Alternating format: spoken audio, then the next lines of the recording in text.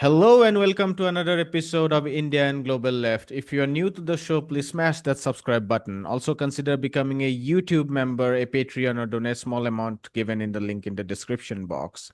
That really helps us. But the least you can do is to like this video and watch it. Without further ado, let me welcome our guest today, Colonel Lawrence Wilkerson. Lawrence Wilkerson is a retired United States Army colonel and former Chief of Staff to United States Secretary of State Colin Powell. Since the end of his military career, Colonel Wilkerson has criticized many aspects of U.S. foreign policy. Colonel Wilkerson, welcome to India and Global Left. Good to be with you. I appreciate your taking the time to do this, especially all the way from Delhi. We've been following some of your analysis of geopolitics and have found it really helpful and interesting. And so we thought it would be great to host you. But in the course of preparing for this interview, I was reading through your Wikipedia page, and right at the end, it writes he's a lifelong Republican and on the political right. And so I thought that would be a very interesting point to begin because especially we on the left don't, even though we are aware that there's is a section within the right that is opposed to expansive US foreign policy. Nevertheless, we don't assume it to be granted. And so we think that there must be some set of interesting events that, if anyone is on the right philosophically, would lead to be critical about US foreign policy. So if you could tell us what and when, what set of events led you to see US foreign policy in a more critical light, I think that would be an interesting point to begin our conversation.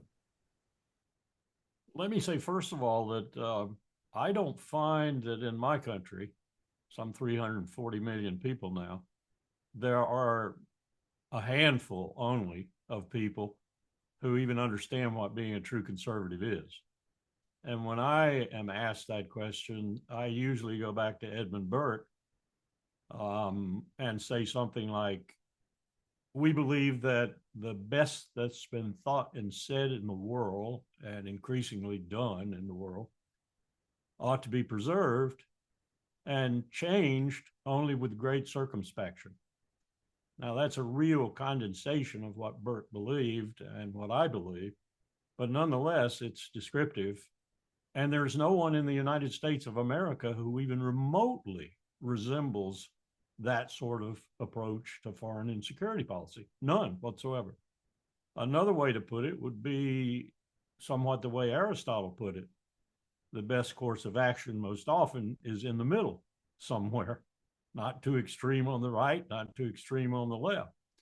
Another way to put it would be the way the Quincy Institute puts it in terms of restraint.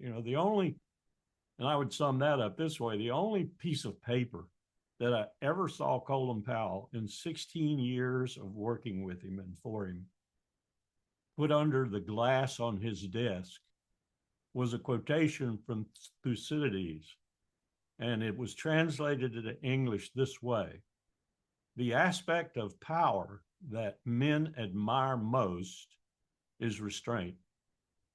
That's the way I describe myself. And the Republican Party today is nothing like that.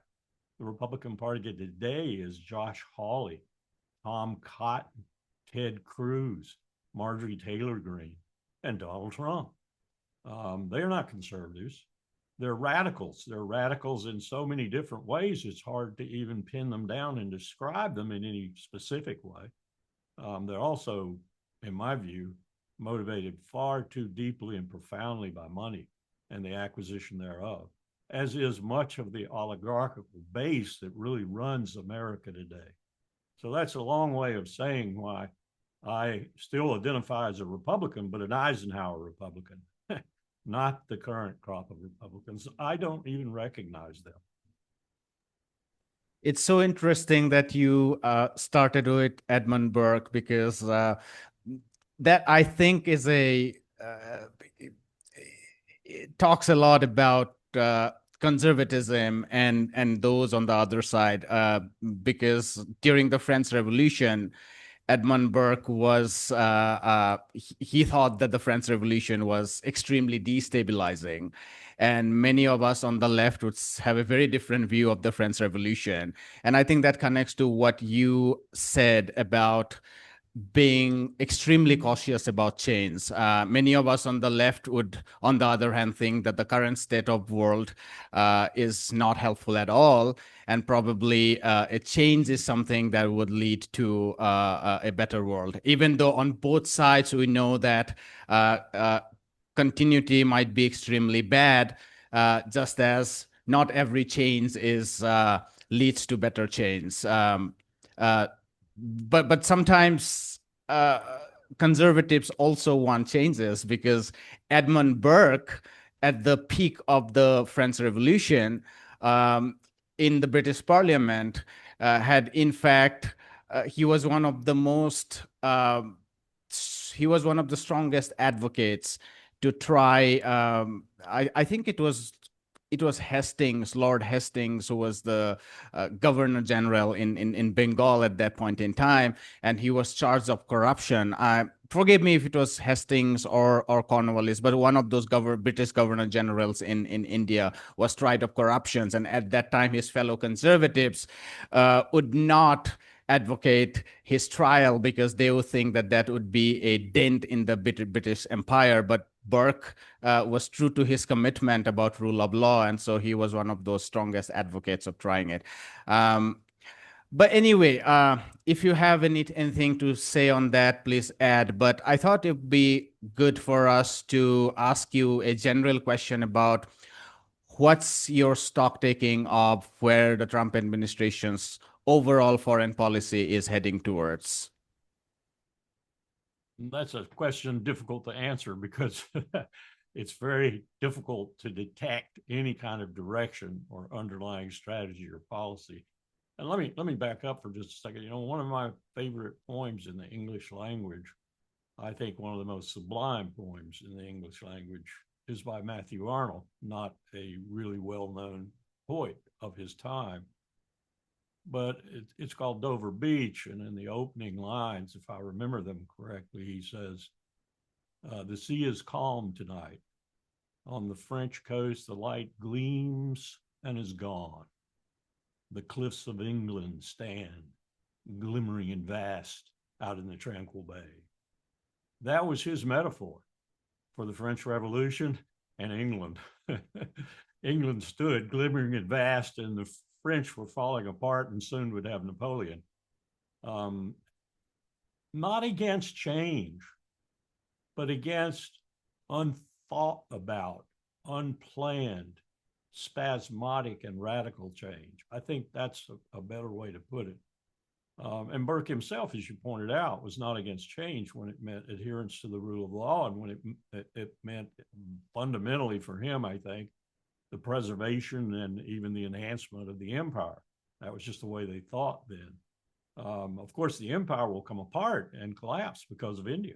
There's no question in my mind. That's when the beginning of the British Empire's downfall started, when they treated India in a way that they lost India. And they had their own Donald Trumps then. They were called the British East India Company. And they were more powerful in many ways than was the British government. And that's where we are today in America. We don't have. Yeah, this was also in some ways this was also the beginning of their expansion in India, because they had just lost their American colonies, and so now they wanted to yes, and so this was when the parliament and the state was assuming more and more powers from the chartered East India Company. So effectively, right after the loss of the American colonies, the British state started to assume more and more power from the East India Company. Yes. We have a similar phenomenon today, and it's not a coordinated one. One of Donald Trump's, I think, subterranean purposes is to consolidate that and to consolidate it around him and his family, because his principal motivation is making money for him and his family. I believe that in my heart of hearts. That is Donald Trump's principal motivation. Now, from time to time, like, for example, as he said, with regard to Ukraine, that might be a positive motivation because what he saw was draining of a lot of the treasury in a purpose that was nothing but killing and a proxy battle against Russia, which, by the way, Sergei Lavrov told him in Riyadh when they met, not him, but Marco Rubio, you lost $350 billion because of this war in commerce that would have taken place between Russia and the United States had the war not existed. That got Donald Trump's attention. But so far, he's done nothing of consequence to stop it and seems poised right now to back away from it.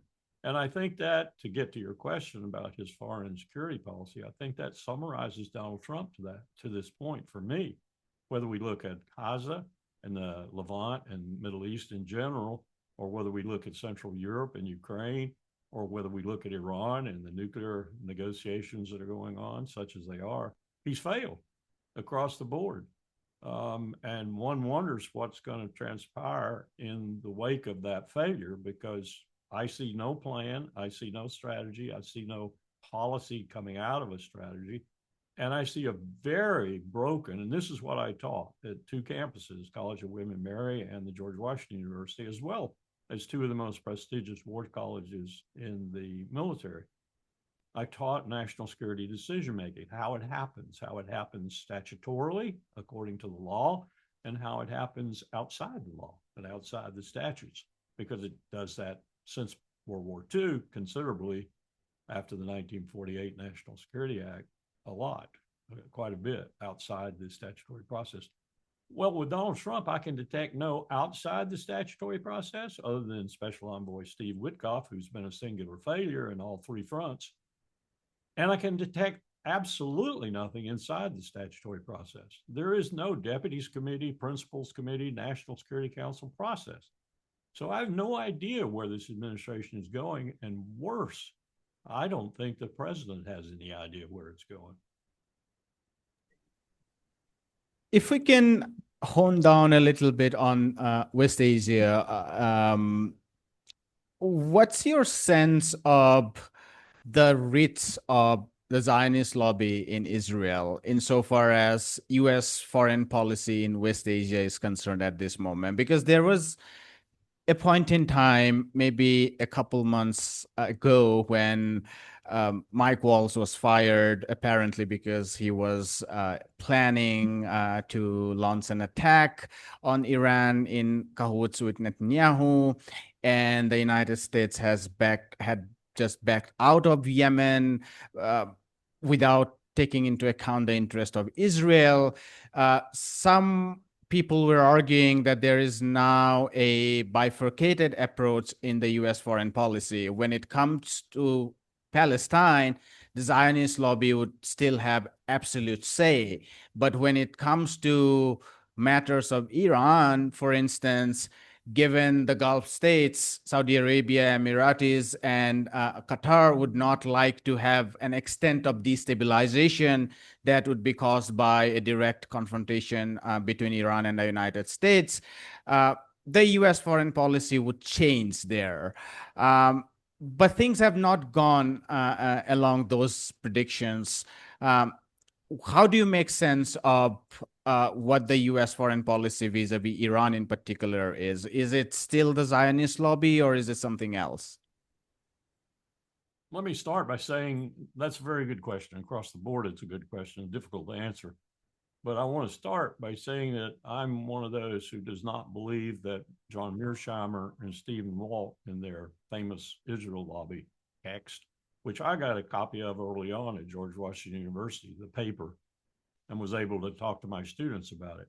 And to make your point for you, about 8 hours after that seminar where I talked to my students about that paper and let them read it, I got a call from Alan Dershowitz at Harvard University telling me, how dare I do that? How dare I do that? And he just, spent about 5 minutes reviling me on the telephone. I essentially told him, bite my rear end, and hung the phone up. I went straight to the president of George Washington University and Steve geez, I can't remember his name, Trachtenberg, Steve Trachtenberg, a Jewish American himself. And 52% of GW's student body was Jewish. And most of my seminars fit that mold. 50% were Jewish. And they agreed with the paper in large.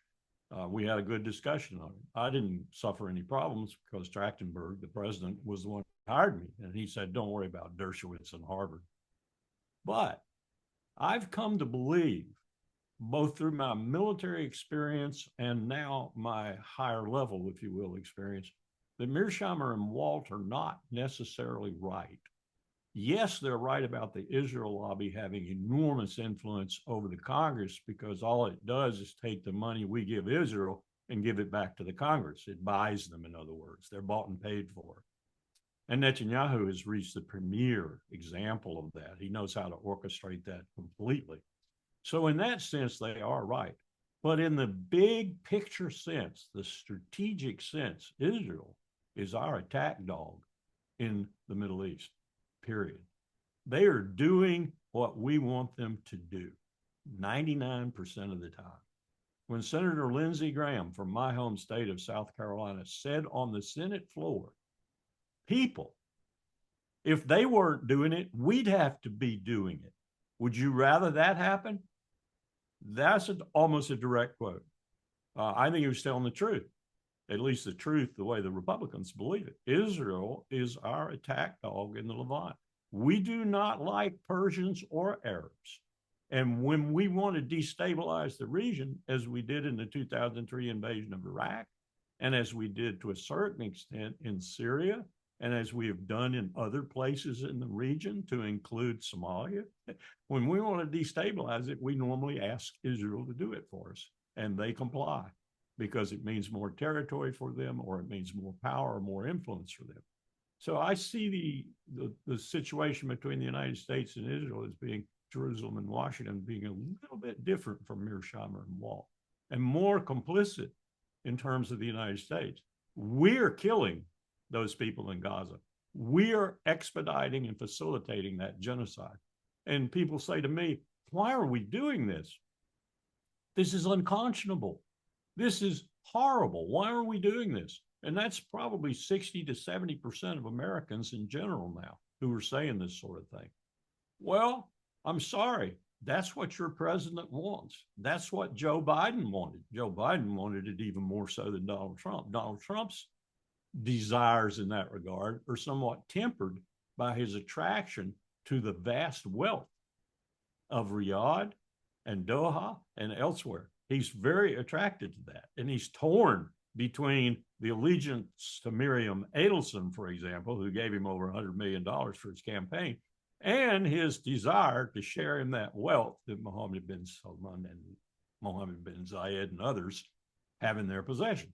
So he's torn over that. And that's what's causing, I think, this president negotiation with Iran, because he does, just like you said, he wants to satisfy those royals as to the non-wreckage of their stability, as it were, in the region.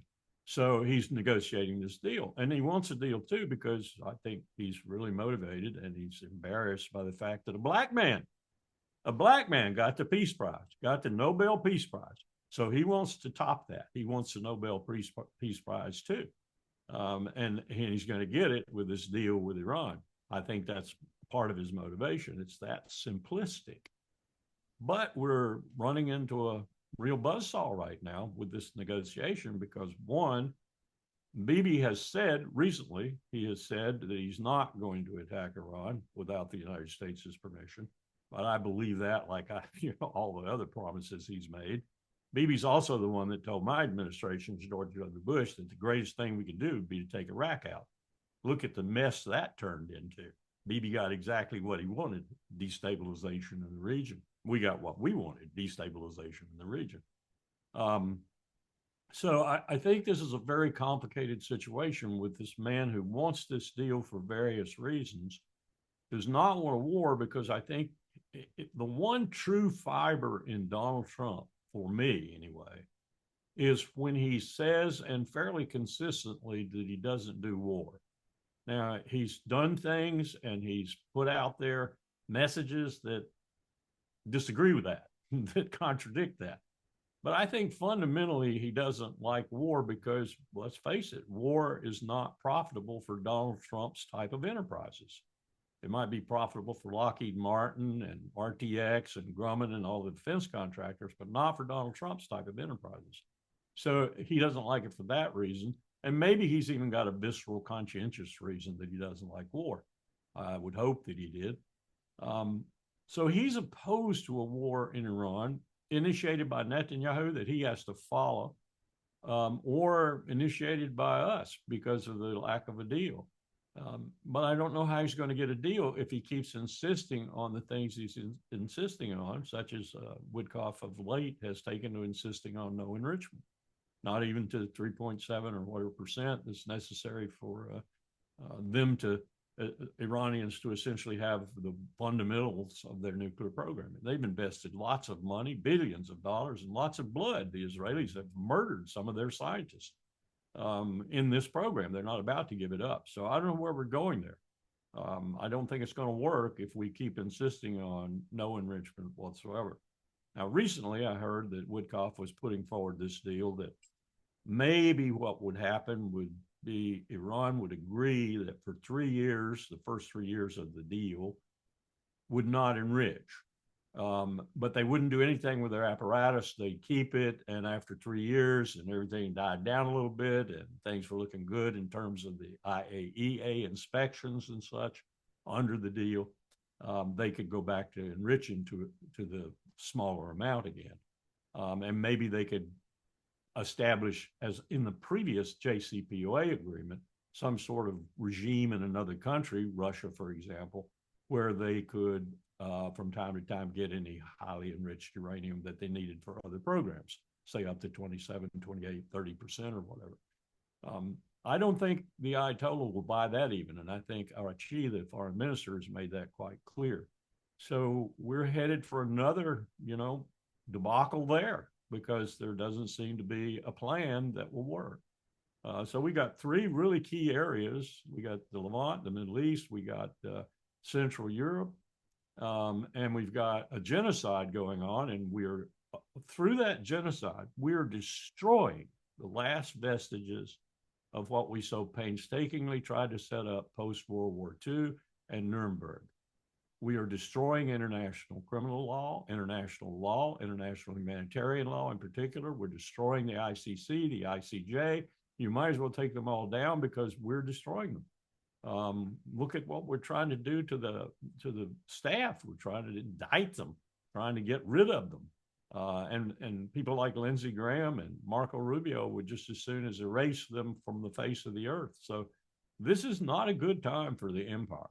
Not a good time at all. In fact, if you look at our fiscal situation, we look a lot like England, Britain, at the beginning of their demise. We look a lot like them. Or pick your empire. We look a lot like almost any of the hundreds of empires that have existed over the last 3 millennia when they get towards the end. Our physical state alone is damning right now. We could have a major crisis at any moment in our financial matters. What do you think is driving this hardline position that the United States should not tolerate even 0% or even 1% or 2% enrichment? Because it's extremely hard for me to imagine that the United States is actually worried about Iran bombing any bomb. I mean, United States knows it, that forget about Iran, no one would dare dropping a bomb in the United States unless one is crazy. So it must have to come from either the Zionist lobby or from the Gulf allies in the United States. Now, of course, Israel would like the United States to go all the way, not just not having the deal, but also eventually indulge in a regime change. But I wonder what your thoughts are on what the three Gulf states in particular would have as its policy insofar as the Iranian nuclear program is concerned.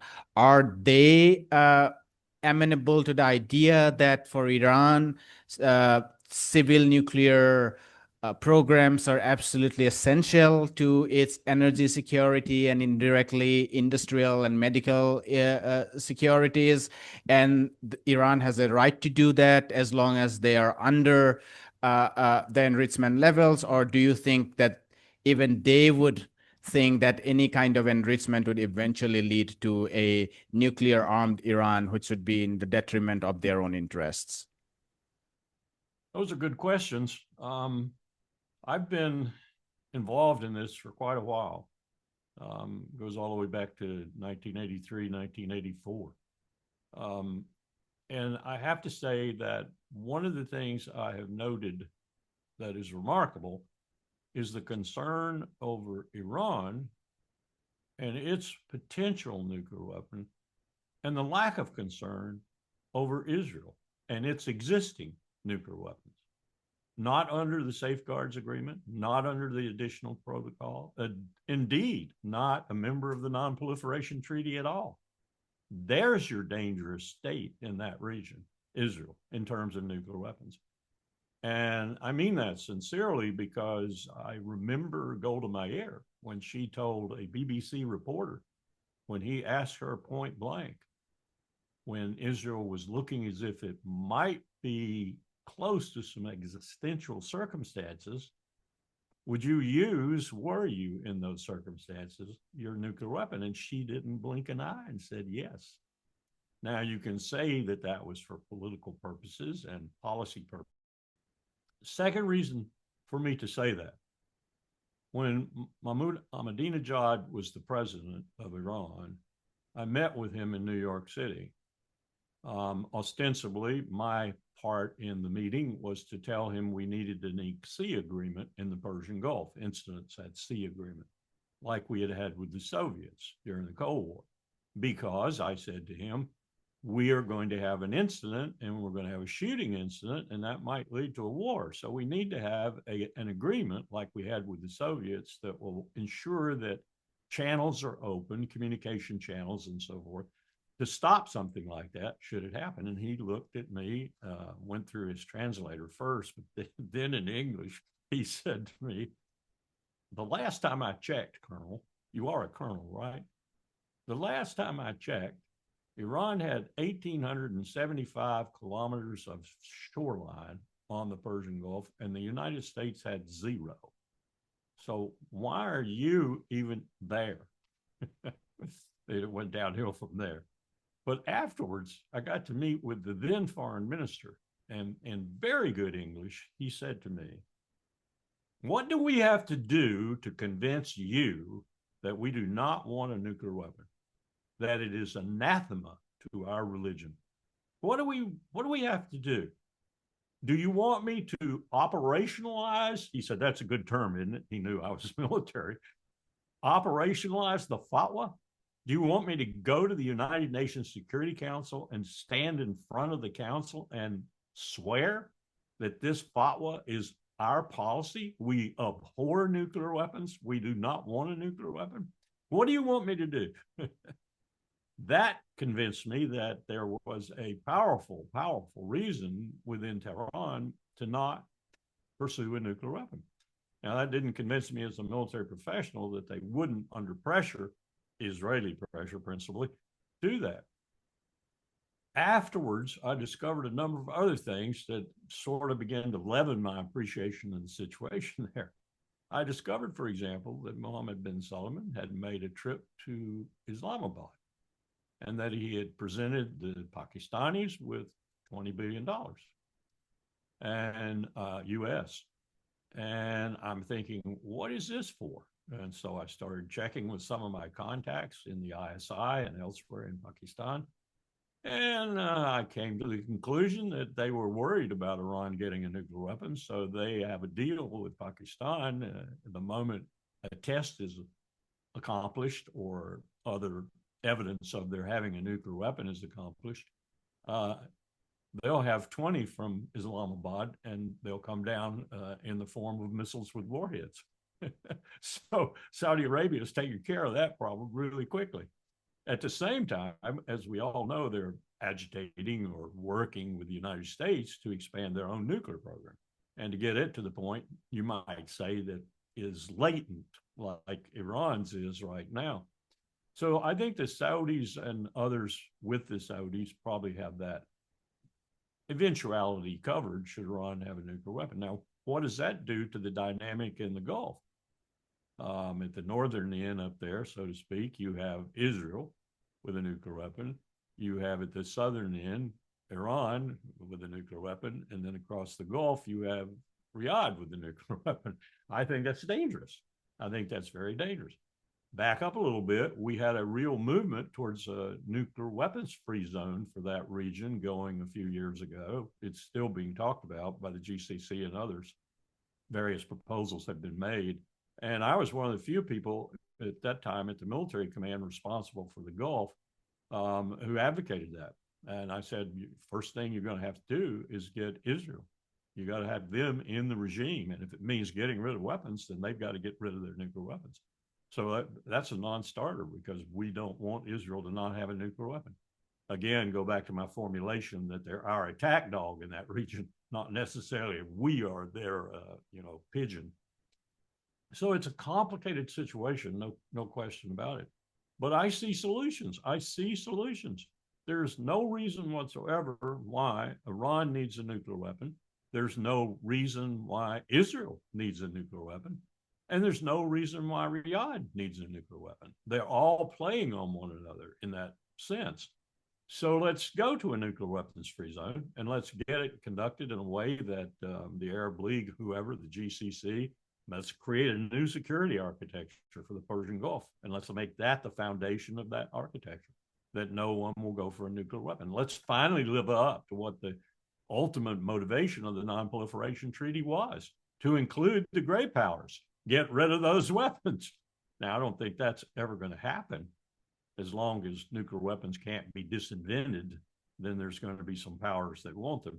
But we could get it down to a minimal amount, not certainly the 10,000 plus that we in Moscow alone have now, and Xi Jinping building out to complement that probably in a way that rivals Moscow and rivals Washington. So it's a very dangerous world now. We're back in a nuclear arms race. The United States has destroyed the United States, the empire, has destroyed all of the nuclear weapons treaties that we had during the Cold War, to include the most important one, the INF Treaty. The only thing left is New START, and it goes out in February of 26. And I have no doubt Vladimir Putin will not be amenable, if we keep going on in Ukraine the way we are, to extending that. And I don't even know what Trump feels like about it. But one of the most important things Trump has said, it's been sort of pushed aside now. But one of the reasons he wanted to establish a new relationship with Moscow was to get nuclear weapons under control again, and to disincentivize, if possible, through Moscow and the U.S., Xi Jinping from thinking that he has to build out to rival both of those countries. This doesn't make any sense. We're back in a very dangerous world with nuclear weapons. So that's a long answer to a very difficult question, but I think the lesser nuclear weapons we have, rather than the more, is the safer place for the world to go. If you could quickly tell us a little bit about what your thoughts are on the U.S. Policy towards the crisis in Gaza. Recently, the United States vetoed in the Security Council a move towards an immediate ceasefire, while on the other hand, it pretends to be participating in a negotiation for ceasefire. How does one make sense of where the United States stand insofar as a ceasefire in Gaza is concerned?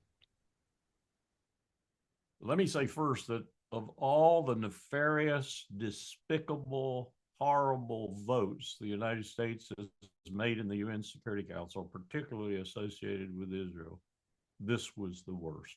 This was the bottom of the heap, if you will. there was absolutely no reason for us not to vote for that. That's what we want. That's what we want as fast as possible, supposedly. That contradicts all of that, and it contradicts it in a place that we're destroying.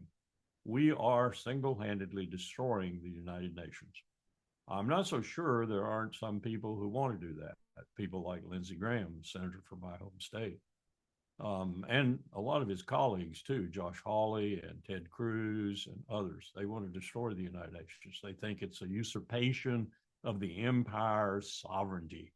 And yet what the UN has done since its formation is more or less do what the United States wanted it to do when it wanted it to do it. And when it didn't do what it wanted to do, people like Ronald Reagan withdrew the dues and punished it. So the United Nations has been more the U.S.'s tool than it has been our enemy. And these people don't understand that. They don't understand that. They operate on an arbitrary principle of, I don't like you, so go away. And if you don't go away, I'll sanction you or I'll bomb you or both. That's the way they operate. And that truly is, in my view, one of the signs of the decay of and end of, ultimately, empire. Now, all that said, I think we're at a very critical juncture here right now with regard to where Trump goes on all of these issues. And so I'm very concerned that I go back to my previous answer, that I don't see any process. I don't see any decision-making process for national security matters, for foreign affairs in general, for fiscal policy. I see nothing except just this little attempt here, this little attempt there, a little bit of this, a little bit of that. We're going to have a parade on June the 14th. It's going to cost $45 to $50 million when we have soldiers who are living on food stamps. Their families are living on food stamps. We're going to spend $45 million on a parade. There is not a single person in the military that I know and talk to who wants this parade, who doesn't think it's just a sign of a tyrant wanting to celebrate himself, wanting to equal Putin on Red Square, or to equal the French or whomever is having a military parade. It's another sign of the decay of this empire, and another sign that we're reaching the end of our ropes. And this leadership in the Trump administration, by and large, across the board, is crystal clear a sign of that demise. And it's very worrisome, because there are some of us who don't want to go into that dark night with the chaos that's coming. Many of us, we know. Here's another thing I'll talk about. I believe this. I believe this sincerely. For 3,000 years, the empires were in the East, the Mongol, the Mogul, the Eastern and Western Roman Empire. Even the empire based in Rome depended on the East. Almost every empire of consequence is gone, if not totally gone. We morphed into a situation where, when certain monarchs in Europe began to dispatch people to the New World, riches coming back from the New World created equivalent empires, if you will, in Spain, France, Britain. But the ultimate empire that was created out of all of that, in this transfer of power from the East to the West, was America. And the one unique thing in all the history of empire, the 3,000 years about which we know quite a bit, and the additional 2,000 for a total of 5,000 that we know something about, and all the empires in them, never in the history of empire, hundreds of them, did a single empire, have the ability to bring the world to an end. The technical ability to bring the world to an end. Many of them had prophets who predicted the world's end underneath their various gods, but it never came about until the United States of America. In the Manhattan Project, we developed the technology to destroy the world and ourselves with it. That's a big difference. That's a huge difference, because I used to tell my students, opening seminar, show me where it's written in granite that the American empire is forever. Show me, because every empire in human history is hoot, dead, mort, gone. We will prevent that by going nuclear. And we will do the same thing. We will probably destroy the globe. But we will not go out quietly. We will use nuclear weapons. And I can draw you scenarios where we would do that with China over Taiwan. Indeed, maybe even in Southwest Asia. We would use nuclear weapons to arrest this shift of power and our ultimate demise. But it is an inexorable shift. All you have to do is travel to Samarkand or travel to Tashkent or Dushanbe or just go to Shanghai. All you have to do is go along that central road that used to go this way and now goes that way, with China as the sucking magnet, to understand that power is shifting. 1 in 5 is Chinese in the world.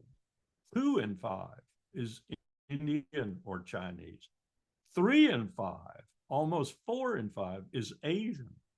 The world is shifting power back to the east, where it came from originally. And we're fighting that tooth and nail. In many respects, the proxy war with Ukraine against Russia and the situation in the Levant are products of that. And we don't understand what we're doing, but the oligarchy does. The wealthy oligarchy understands. They're trying to stop that. They're trying to arrest it. It's a multinodal world developing so fast you can hardly, keep up with it. And we're just one and increasingly smaller and smaller node in that world, as is the Western Hemisphere. That's going to cause some real tension, when what we need is a concert of powers across that shift of power, from Beijing to Tokyo to Seoul to Washington to Moscow. We need a concert of powers that can deal with the two existential threats the whole human race faces: nuclear weapons and climate change, the climate crisis in general. If we don't do that, then we're gone anyway, and not just the empire, but everyone. So I think we're at a moment of decision that the human race has not confronted, at least not in my understanding of human history, in at least 5 millennia, if not longer. You might go back to some of the prehistoric days, if you will, to 50,000 years ago and so forth, when the continents were shifting and ice ages came and went, and you would find a similar threat that was avoided by migration and destruction of an entire species of what would be humans eventually. But in the modern time, I don't think we've ever confronted this, and I'm not so sure we're going to get out of it successfully. What's your speculation about Russia's response to the recent attack that Ukraine did on June 1, attacking on Russian bombers and other fighter planes, but also 2 days later, following up by blowing up the bridge that connects Crimea with Russian mainland? There are kind of two arguments that are being speculated. One is that Russia would double down viciously, and that would lead to kind of closing down any probability of a peace with the United States in primarily. I don't think Russia desperately needs a peace with Ukraine, but it definitely seems to me that they want peace with the United States. And yesterday, I think the Moscow Times reports that the defense minister of Russia says that Russian tanks have already reached the western border of Donetsk to launch an offensive in the Dnipropetrovsk regions. And this is outside the 4 or 5 oblasts that Russia claims to be its own. So that means that Russia is seeing this as a significant rupture, but there are others who are also saying that Russia perhaps would not see this as a rupture and would continue to push towards a peace deal, primarily with the United States indirectly. What's your take on this? I think we've seen, or at least I have reports of, and there's been some press on it, devastating attacks against Ukraine since they perpetrated the devastating attack that they did, including destroying nuclear bombers on the ground in Russia, which is an affront to the whole process of nuclear arms control and nuclear treaties, because one of the reasons those bombers are up there like that is START. The START treaty requires us to keep our B-52s and B-2s and them to keep their equivalent bombers above ground and in visibility. So did the Open Skies Treaty. So this was a particularly egregious act for the United States to back, and don't you make any mistake about it, the United States backed it because they could not have conducted those attacks without U.S. intelligence help. Here's my deep concern about that, though. I don't think Donald Trump knew about the attacks, nor do I think he knew about the attempt to assassinate Putin, which was a part of that same warp and woof. So here we've got these kinds of things happening, orchestrated by MI6 and by the CIA and Mossad, all cooperating, and the President of the United States knows nothing about it. Now, in some respects, that doesn't surprise me because I was there when some of these kinds of nefarious things happened. And presidents, when they found out, were furious afterwards and heads rolled. I'm not seeing any heads roll. I would have thought Tulsi Gabbard's head would roll if I'm right that he didn't know about either one of those things, the DNI. But that's a very disconcerting thing that the President of the United States did not know that these very destabilizing acts were happening by our proxy in Kyiv. That said, I think they're paying for it right now. I think that attacks have been devastating, and I'm not sure they're over yet. So, and what you just said about the new adjustment of the front lines, I think there are some realities here that we have to confront. The first and glaring reality is we've lost in Russia's war. And when I say we, I mean Washington and Brussels, NATO and the United States, and all that entails, because we were at war with Moscow, and our proxy was Ukraine. They were bleeding and dying for us. Well, now we're bleeding and dying because some of these strikes got NATO members inside Ukraine. The Swedes have lost people, the Germans have lost people, the French have lost people, we've lost people. So the first reality that we must recognize is Russia has won. The second reality is she is not going to back off that victory, won with a lot of blood and a lot of money and effort.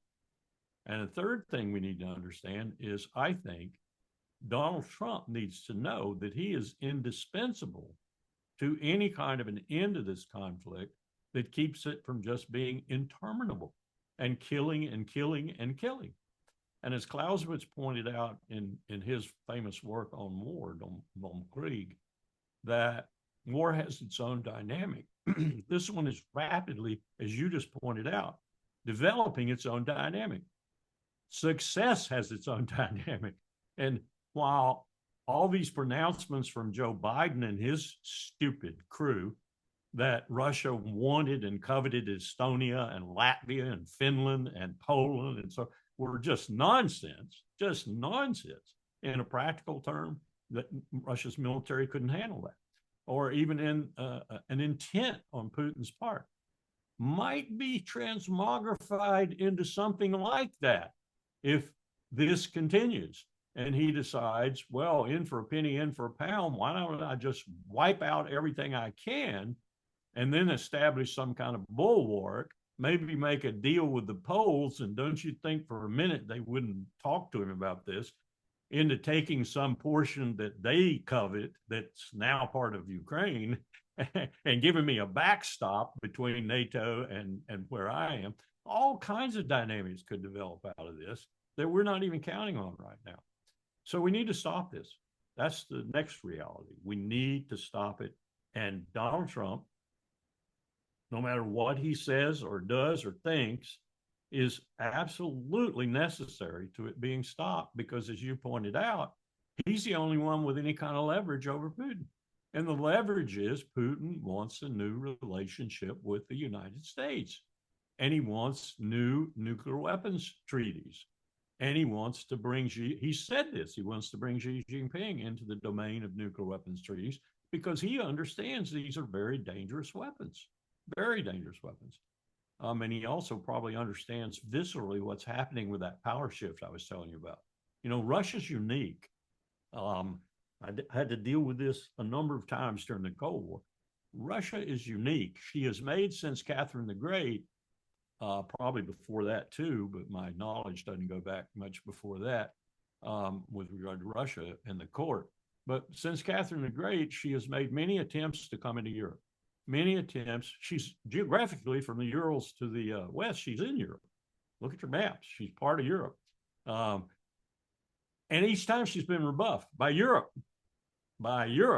So Russia, this land of 10, 11 time zones, vast land with incredible natural resources and people, has to make a decision with this inexorable movement of power that I was just talking about. Does it go eastward with China? Or does it stay in the middle and be neutral to this movement? Try to play both of them off against one another, for example? Or does it continue its thwarted efforts in the past to get into Europe, to be a member of Europe? Now, my president in 1993, 92, 93, George H.W. Bush, when I was working for Powell, when he was chairman of the Joint Chiefs of Staff, had made a decision. Europe was going to welcome Russia and Russia welcome Europe. That was the decision. When we made that promise to Gorbachev and to Edvard Shevardnadze, his foreign minister, that we would not take NATO 1 inch further east if he allowed Germany to reunite and stay in NATO, we meant it. And we began feverishly destroying each other's nuclear weapons. I remember those days. We were dismantling nuclear warheads as fast as we possibly could on both sides. We went from 30,000 roughly on both sides down to somewhere around 6,000 on monumental achievement. We'd have gone faster if the lawyers hadn't got involved, but some of the oligarchs who didn't like this happening, Republicans all, pushed lawyers into it, and they started talking about liability issues if one of these weapons exploded and such. So we got slowed down, but we were doing it as fast as we possibly could. Then along came Bill Clinton and everything changed. And ever since Bill Clinton, we have been murderously expanding NATO, stupidly, insanely expanding NATO.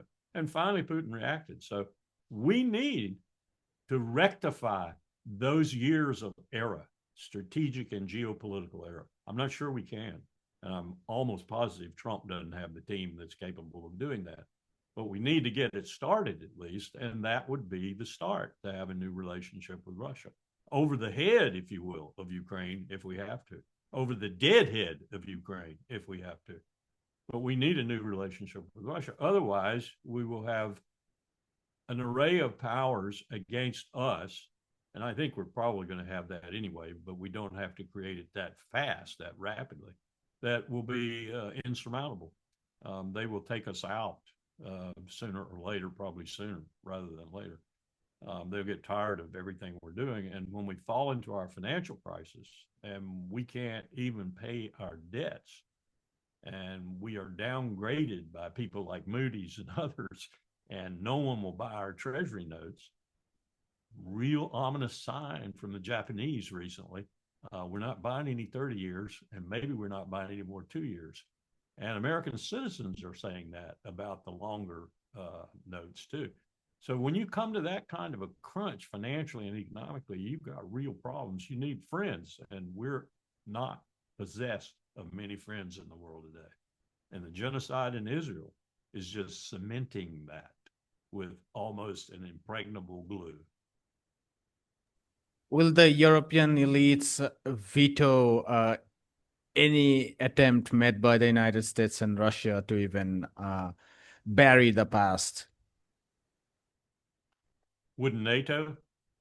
With the will the European elites veto the possibility of this normalization between Russia and the United States? It's a good question. And I see some people right now, like Macron and Merz and Starmer, perhaps a few others, who would answer that question in the affirmative. Yes, we're going to stop it. But I have every hope that the European people are going to wake up. I think you're seeing them wake up right now in Germany. They awoke in France. They just can't get rid of Macron. But none of these leaders of consequence, like Starmer, like Macron, like Merz, has the support of the majority of their people. It's their political systems that, while they are liberally democratic, so to speak, they do not put people in the leaders' seats who are representative of at least 51% of their population in none of those countries.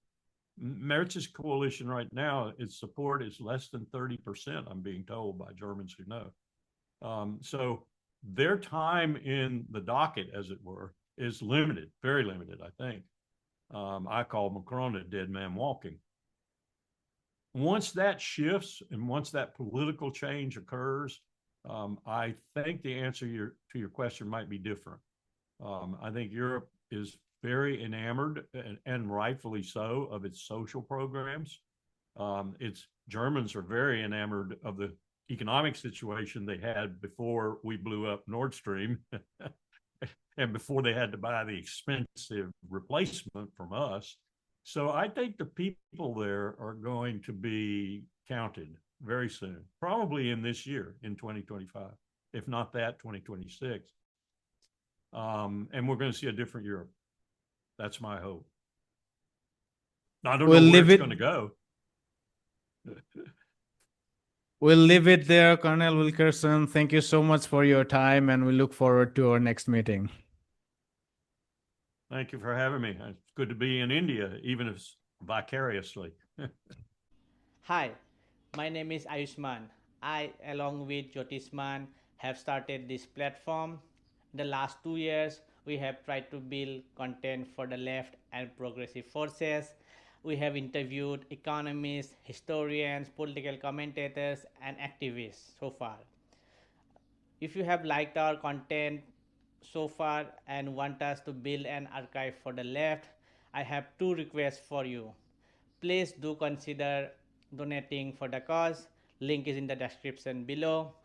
Also, if you are not able to do so, don't feel sad. You can always like our videos and share our videos to your comrades. Finally, don't forget to hit the subscribe button.